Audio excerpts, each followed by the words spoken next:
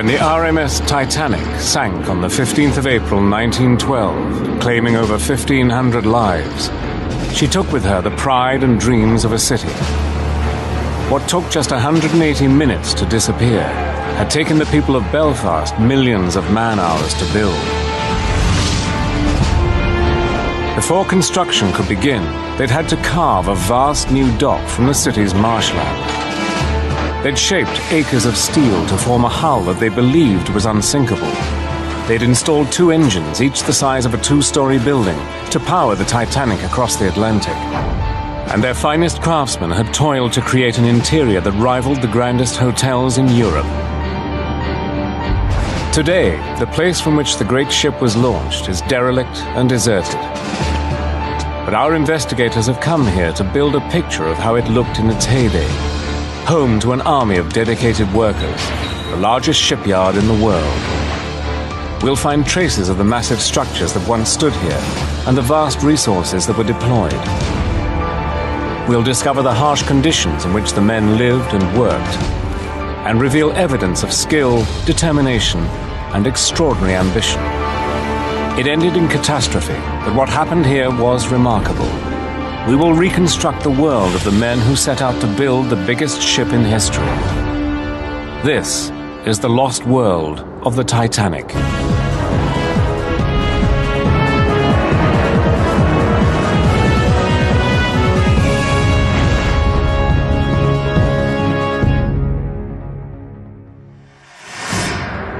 The Titanic was built here in the Harland and Wolff shipyard in Belfast, Northern Ireland.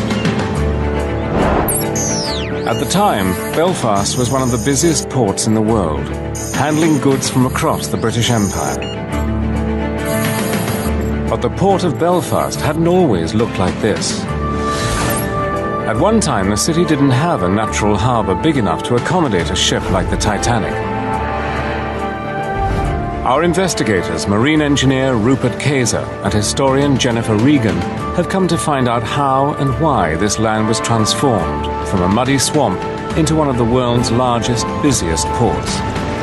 They want to build a picture of the world that created the Titanic. Jennifer Regan from Georgetown University is an expert in early 20th century history. As a social historian, she wants to investigate the people, the city, and the shipyard that built the Titanic.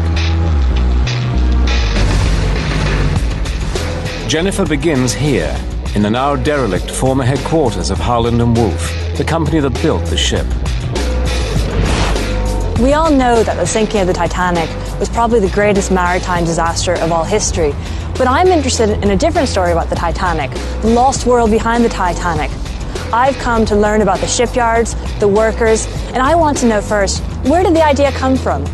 Why did Harland and Wolff, here in Belfast, decide to build the largest ship that man had ever seen?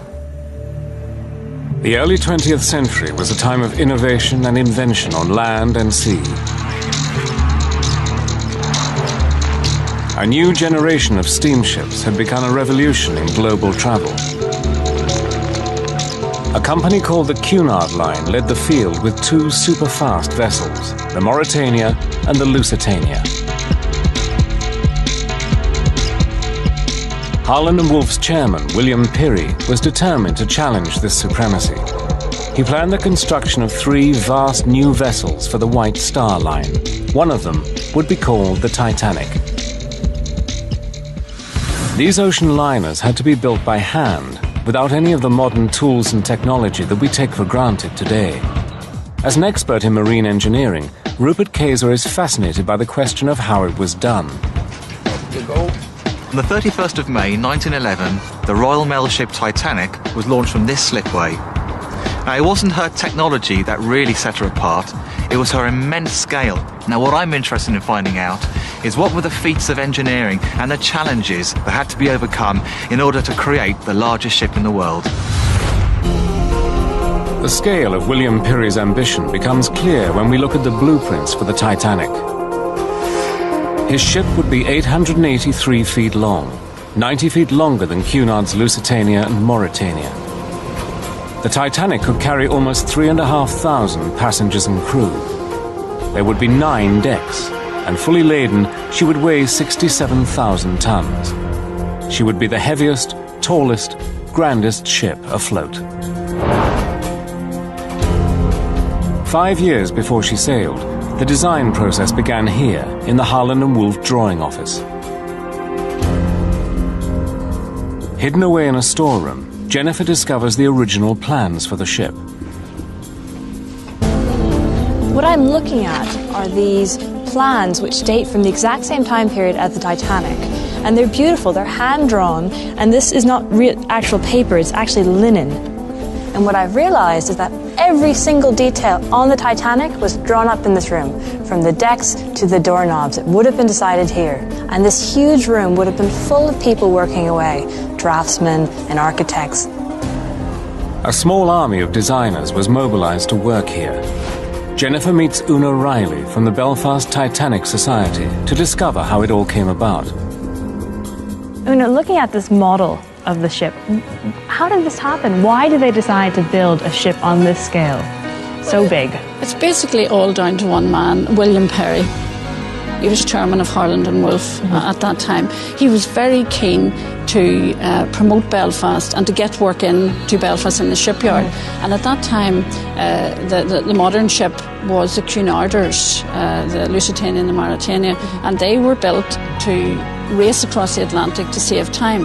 Now Perry decided, no, I'm not going to go for that market. Right. The Americas are opening up, there's immigrants want to go there, I'm going to build the biggest, most luxurious ships in the world to attract the millionaires, and we're going to fill the other spaces with immigrants.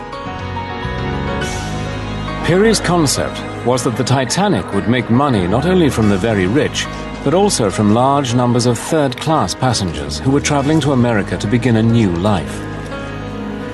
Most of the space was given over to the first, second class, but most of the people were actually down in the bowels of the ship in third class. This was to be the most prestigious shipbuilding project in history, completed in the world's largest shipyard.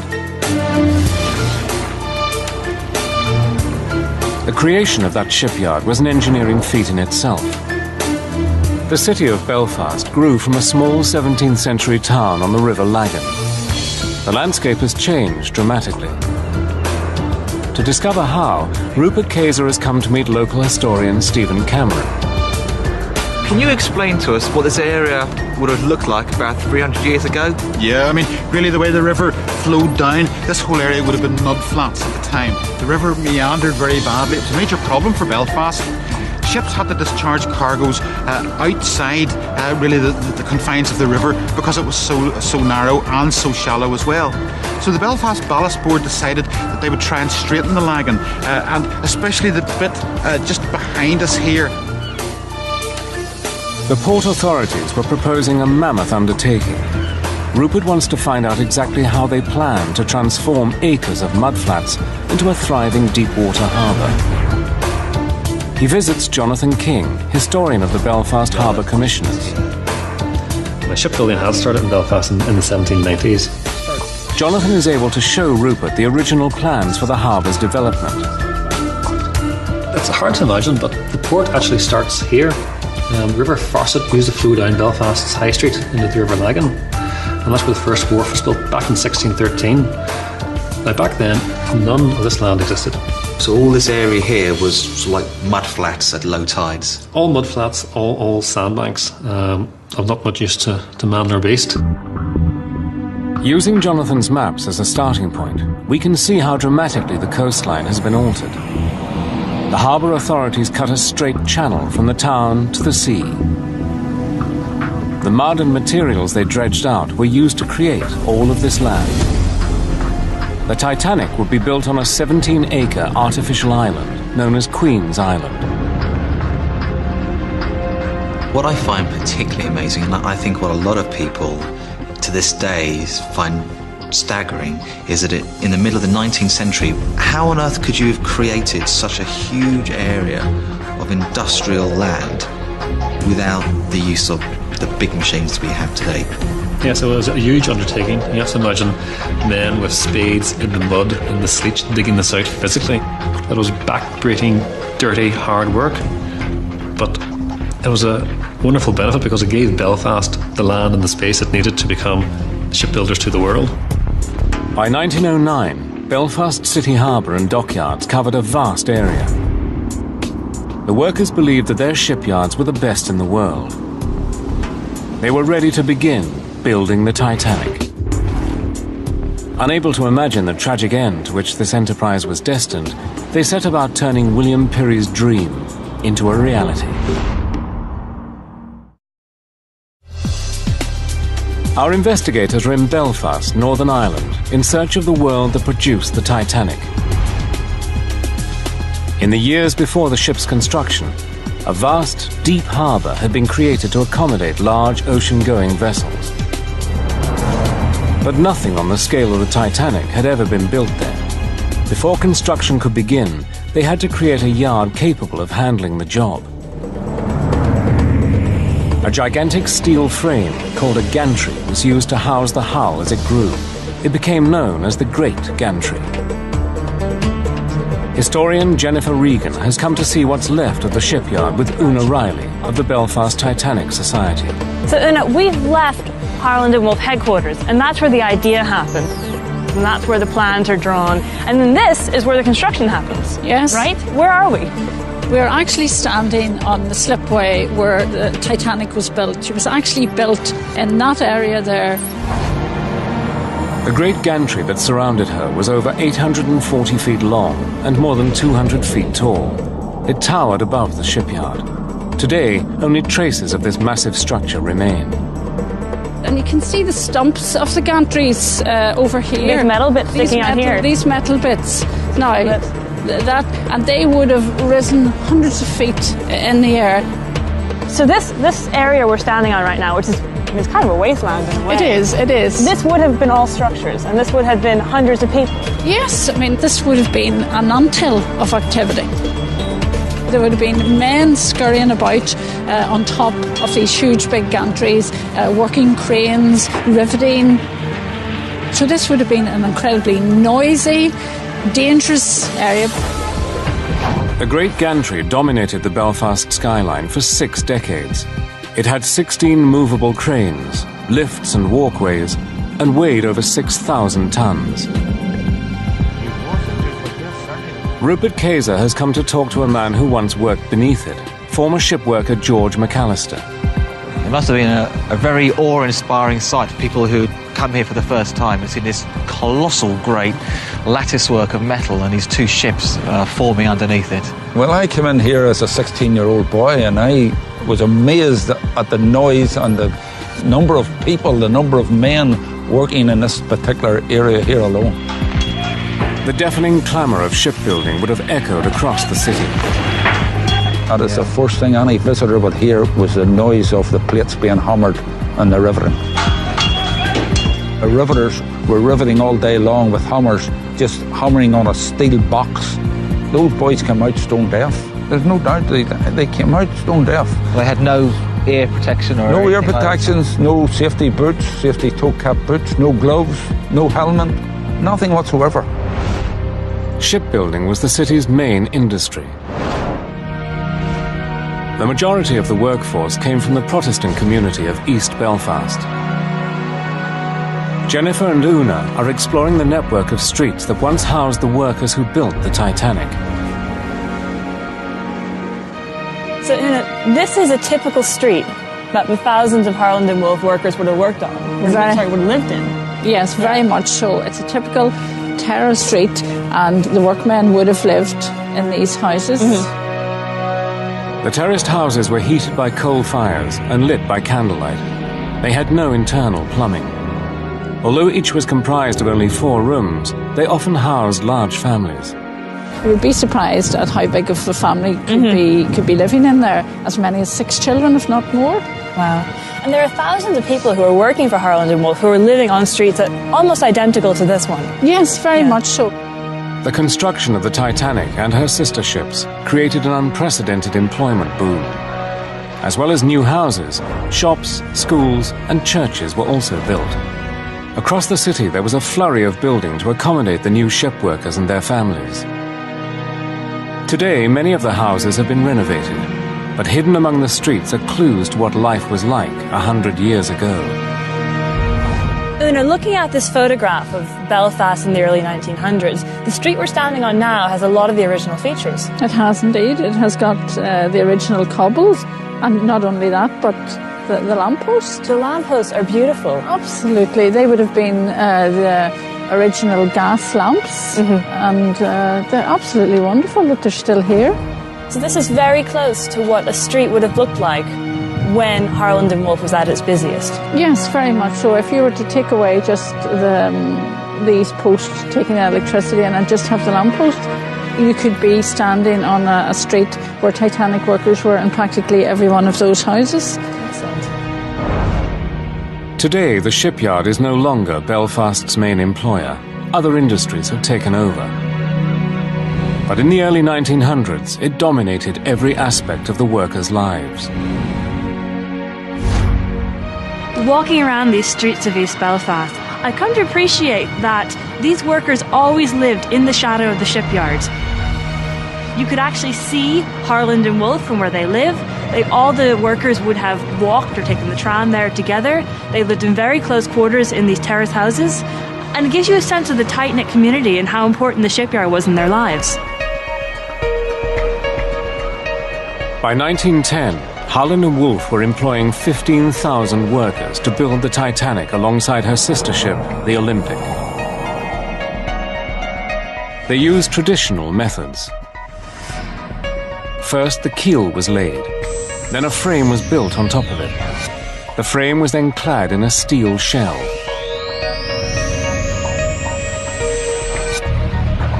Tens of thousands of tons of steel were poured, rolled, and shaped. They were cut on site into plates 6 feet by 30 feet and then delivered to the gantry along a network of railway tracks. When the plates were in position, construction would begin. The shipyard is littered with the relics of this process. Looking for clues, you're asking for clues. Let's have a look in here. We'll dig this up and we'll see. Here we are. Here we're getting pieces here, look, see. There's a piece of a rivet.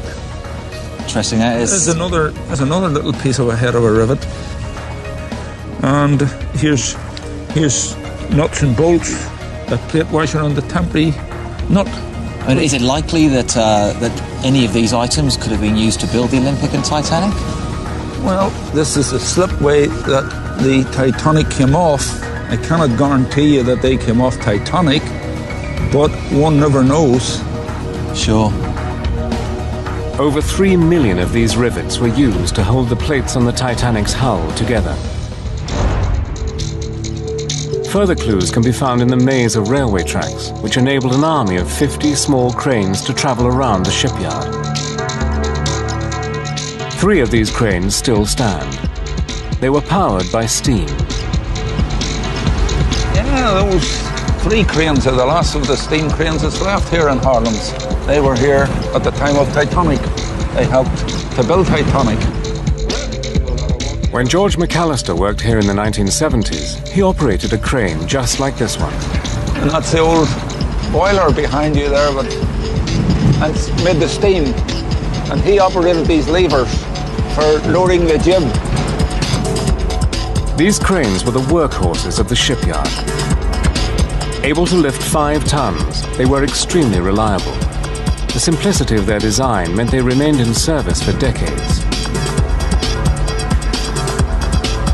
It's amazing to think that these cranes, once helped build this legendary vessel, and they're just sitting here, rotting away. It wasn't just the machinery that had to be resilient. For the men building the Titanic, conditions were harsh. Well, when the shipyard first started, when it first opened in the 1800s, the men worked from 6 o'clock in the morning to 8:15 at night, 5 days a week. It's 14 hours a day. And from 8 o'clock in the morning on a Saturday to 4 p.m. It was a dangerous job to be done. There was lots of injuries, such as bits of riveting flying off, bolts maybe falling off the top of the ship, men working down below. Well, you just had to carry. In those days, they were glad of a wage, so they just had to carry on with it. Harland and Wolff were tough employers. The shipyard workers had very few rights. Men lined up every day trying to get a day's work, and in fact, if you got a day's work, you used one of these little boards. What's this? Which is a little wooden board, and it has a unique number stamped in there. 35315. Right, and that number would have entitled you to this little board entitled you to many things, even the permission to go to the toilet. You had to use that, and you were only allowed 7 minutes all day in the toilet. Thousands of skilled craftsmen with hundreds of different trades worked in the shipyards, from riveters, steel workers, fitters and joiners, to plumbers, cabinet makers, painters and plasterers. I mean, it was a whole world of industry. Thousands of people. Thousands of people all working together to produce magnificent ships. So what you're describing is not just the building of a ship, but it's the building of a city around this shipyard. It was like a city, and they did look after their citizens. Yes, they were tough employers, but there was respect there. Mm-hmm. It was tough, and the men were tough, but they produced some fantastic ships. It took 15,000 men, 24,000 tons of steel, 3 million rivets, and 2 years of work. Finally, the hull was ready to be launched. Next, our investigators try to recapture the moment in May 1911 when the Titanic first entered the water. You could have got a leg broke. People could have been killed, which they were. Our investigators have explored the transformation of the Harland and Wolff shipyard to enable the building of the Titanic.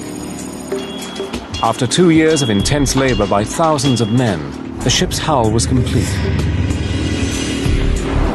The next stage, before work could continue, was the launch. It was a moment of celebration and great anxiety. Una Riley tells Jennifer what happened.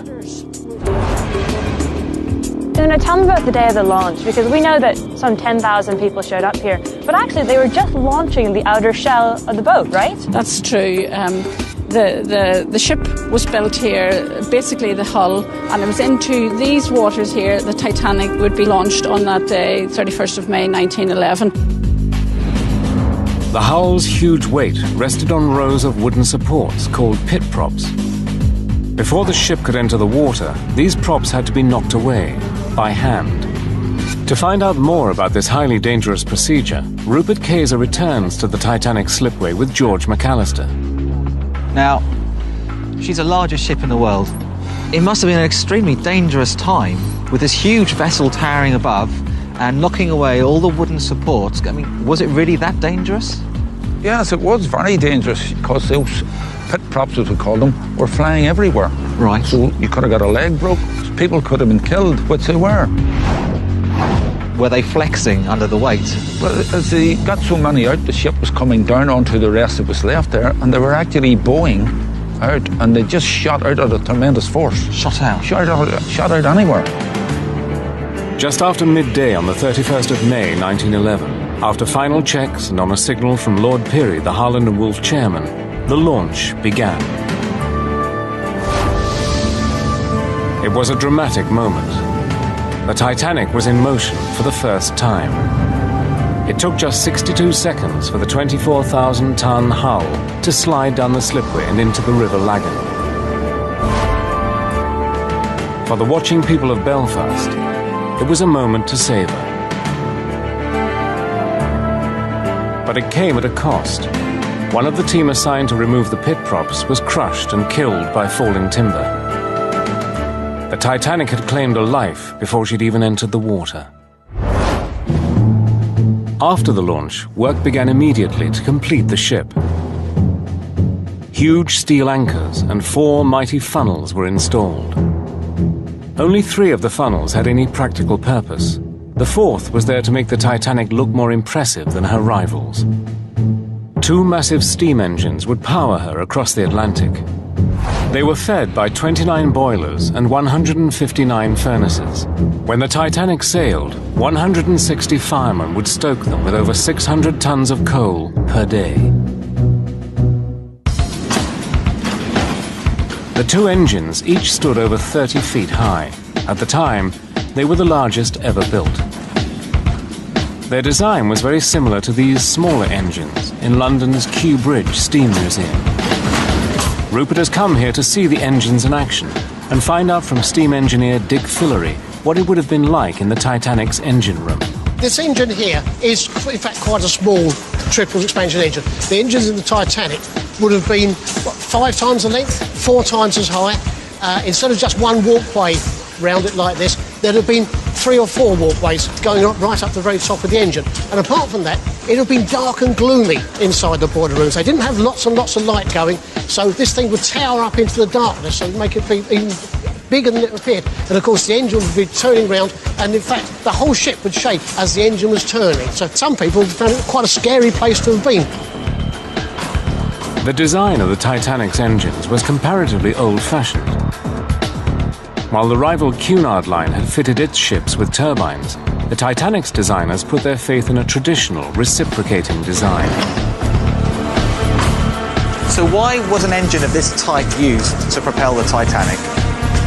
They were efficient, they used less fuel than a simple engine, and also they were well-tried technology. They'd been built for years, people knew how to put them together properly, people knew how to run them properly, and they were reliable. And that was what a shipping company likes. The Titanic did, however, have an auxiliary turbine engine powered by the exhaust gases of her 2 main engines. This drove a central 4-bladed propeller. That's a little strange because at the time ships had either reciprocating engines or turbine engines. Yeah. Why the combination? If it's going for efficiency, one of the things you've got to do, once you get in the ship, you've got to carry your fuel with you. So the less fuel you can carry, the more passengers, cargo or whatever you can carry in the boat.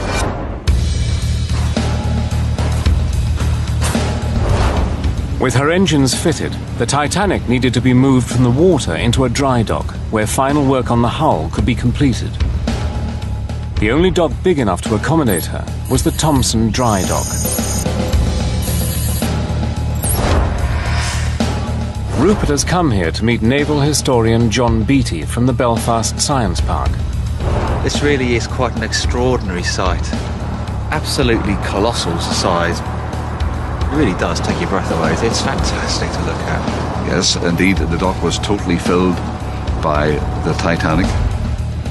This was the largest dry dock of its time, 850 feet long and 120 feet deep. To build a dry dock on this scale was an impressive feat of engineering in itself. Well, there really must have been some huge undertaking to create a dock of this size, especially 100 years ago. Yes, indeed. They knew at the outset that they had a very big challenge to build this dock, as they were building through very poor material, approximately 50 foot of reclaimed land, which is basically mud. And indeed the dock itself, hidden where you cannot see, there's an enormous amount of materials used in the dock. Absolutely stupendous amount of concrete and brick. So it really was a colossal engineering feat. It was, and a high risk piece of engineering. Construction of the dry dock was meant to take just 3.5 years, but it took twice that long. It was ready just in time for the Titanic. On the 3rd of February 1912, tugboats began the delicate process of maneuvering the Titanic safely into the Thompson Dry Dock. When she was inside, the gates were closed and engines from the nearby pump house began to drain the water out. In the case of the Thompson Dock, it's 23 million imperial gallons of water have to be taken out to dry the dock. 23 million. 23 million. And these pumps could pump all that water out in 1 hour, 40 minutes. But in real terms, they would be more careful in how they pumped the water out because they had to allow the ship to settle onto the keel blocks. In the Titanic's case, pumping lasted 12 hours. The operation was made more complicated because of the extraordinary length of the Titanic and the extreme value of the vessel. They were extremely careful that the 55,000 tons would settle precisely on the keel blocks. They didn't want to take any chance that they would damage the vessel. as they bedded it down and dried it out. The final stages of construction could now safely take place, fitting her mighty three-blade propellers, wiring the ship's state-of-the-art electrical systems, and finally painting her hull. By March 1912, the main structural and engineering work was complete. The next challenge was to fit the interior of the Titanic and transform her into the most lavish and elegant vessel afloat. What I want to know next is how the interior of the ship was built. Harland and Wolff did not spare any money. They brought in thousands of master craftsmen to construct the most luxurious interior of the Titanic. So what I want to do is to go into the world of those master craftsmen and understand how they worked. Historian Jennifer Regan has come to Belfast City Hall to meet Una Riley. This building was opened in 1906, just 1 year before the Titanic was commissioned. It's a fabulous example of the ambitious design and expert craftsmanship that went into the Titanic. The ornate wood paneling, decorated ceilings and fixtures and fittings were the finest of their time. Many of the craftsmen and artisans who worked here later created the interior of the Titanic. Now, I've heard that the City Hall is actually called the Stone Titanic locally. Why is that? That is true, because it was conceived around the same time as the Titanic was being conceived, and Lord Perry, who had been a former Lord Mayor, he was involved with the construction and design of this, and it's felt that he took some of the designs from here to the Titanic. What I love about this room is all the period detailing, because it was built just 6 years before the Titanic, so it's really the same kind of period in design, and there's so much detail in the ceiling, in all this cornicing, in these columns. We've got the stained glass windows, they're beautiful. Absolutely. I mean, they didn't do things by half in Belfast at the beginning of the 20th century.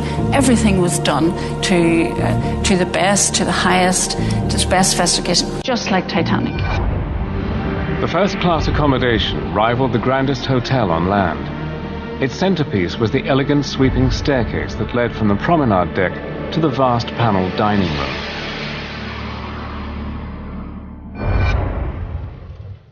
In order to recreate the sumptuous luxury of the Titanic's interior, Jennifer has travelled from Belfast to Northumberland. Here, in the ancient town of Alnwick, she has uncovered a replica of the Titanic's first-class dining room.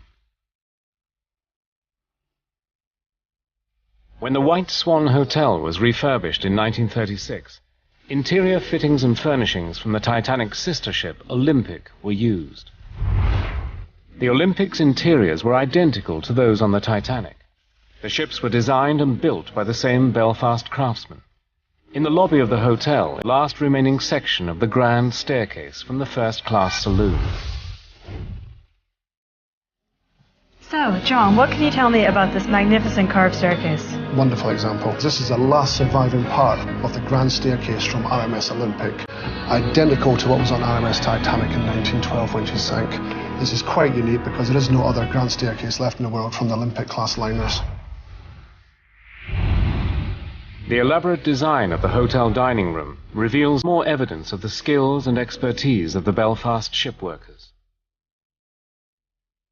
The ceilings, windows, light fittings, and exquisite wood paneling all reflect the golden age of sea travel. It's a rare opportunity to sense what life might have been like on board the Titanic. So, John, standing here is about as close as we can get to what it would have felt like inside the Titanic dining room. Absolutely, yes. We've got these incredible plasterwork ceilings, we've got stained glass, we've got all these panels. There's just so much to take in. Yes, absolutely original. Obviously, the first-class dining room on Olympic was a lot larger than this. We're talking maybe probably 10 times larger than this. That's enormous. I want to know more about this woodwork. It's incredible. It is. The craftsmanship here is absolutely amazing. Now, the Olympic carvings were all made at Harland & Wolff, same as the ones in Titanic. And the craftsmen spent many hours working day and night to produce all this marvellous workmanship. Peary knew that this was the best way to attract big-spending clients. John, I can tell from looking at this woodwork that they were working towards a very demanding clientele. Absolutely. This is first-class panel at its very best in the height of 1911, 1912. And no detail is spared. Tell me about this light fitting here. Bronze? These are absolutely original to the ship. Yes, they are bronze. There was hundreds of these on board. And of course, state-of-the-art because they are electric. Yes, they are. Yes. Beautiful. Every detail of the room was themed, a clue to its function. I'll bring this to your attention. We have some musical notes up here and symbols on a piece of paperwork, all carved into the woodwork. That's a music book that's open. Yes, absolutely. And it's all hand-carved by those workmen in Hammond and Wolf. That's incredible. That's and so tiny. the whole room is music-oriented. We have guitars. So it's a room that was used for entertainment. Very much so. So all these symbols of entertainment and enjoyment. Absolutely. This room, although apart from being used as a first-class dining room, was also used for dancing and for music. I mean, this really demonstrates to me the level of detail that went into this room. And it's absolutely staggering when you think about the number of people that would have had to have been working on a room like this to produce this level of detail. John has a unique collection of memorabilia and artifacts from both the Olympic and the Titanic. Again, these relics reveal an outstanding level of craftsmanship and dedication. When I see the level of detail that went into the interior of ships like the Titanic, it gives me a sense of actually the scale of the workforce that would have been involved in the interiors, the craftsmen, metalwork, the glassware, the china, every detail down to the door handles. And that really shows me how important the Titanic was for Belfast and how it helped build this city, which was buzzing with activity and master craftsmen. At 8 o'clock on the evening of the 2nd of April 1912, the Titanic left Belfast. She was bound for Southampton, where she collected provisions, crew and passengers for her maiden transatlantic voyage. On Wednesday the 10th of April 1912, when that voyage began, she sailed with the aspirations and ambitions of a generation. Just 5 days later, optimism was replaced by shock and grief as news broke that the Titanic, the greatest of all ships, was lost. On the 2nd of April 1912, the Titanic set sail from Belfast on the first stage of her maiden voyage. It had taken 4 years to realise Lord Pirrie's dream to build a new flagship for the White Star Line. Thousands of Belfast shipworkers had built her plate by plate, rivet by rivet. They knew every bolt, every shaft, fixture and fitting of the great ship, and they were fiercely proud of their achievement.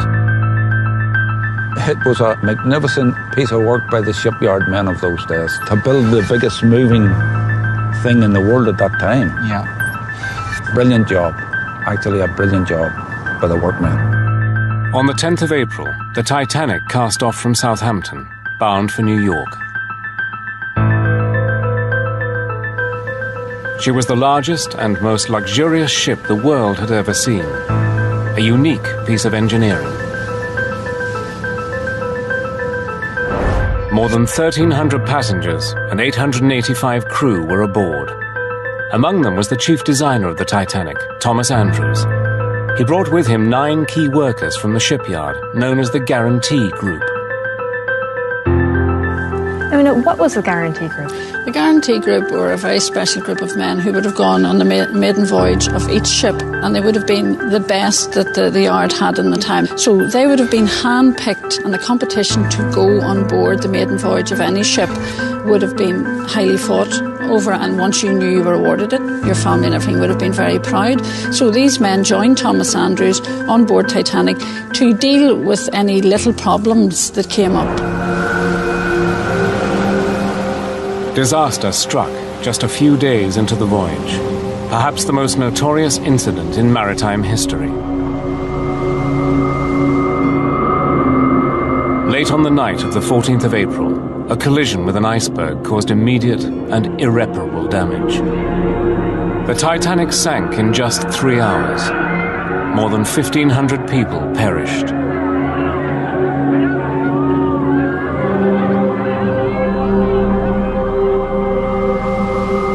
As the news travelled back across the Atlantic, the city of Belfast went into shock.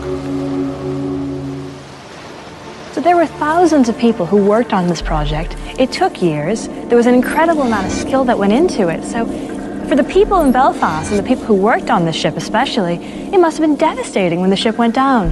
That is true. It was devastating and it was unbelievable. We heard about the shipyard workers who broke down and cried at the fact that this ship that they had just sent away so few days before had sunk and all those people had died. In fact, it was never talked about in Belfast again for many, many years. The Titanic's chief designer, Thomas Andrews, was among the dead. So were the 9 men of the Guarantee Group. The shipyard was closed for a single day of mourning. But the impact of the loss ran much deeper. The golden age of the great transatlantic liners was over. It was felt by Belfast very, very much. In fact, all these things that we've been talking about, the biggest gantry, the biggest slipway, the biggest dry dock, they were never used again for the purpose for which they had been built. For Harland and Wolff, the sinking of the Titanic was the beginning of a decline. During the First World War, the yard continued to build ships, but the slipways and gantries made for the Titanic were never to see work on that scale again.